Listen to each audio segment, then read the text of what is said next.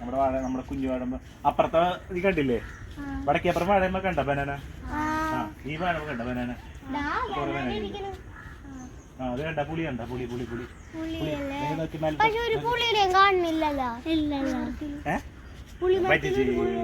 പുളി എങ്ങനെ ഉണ്ടാവാനാണ്?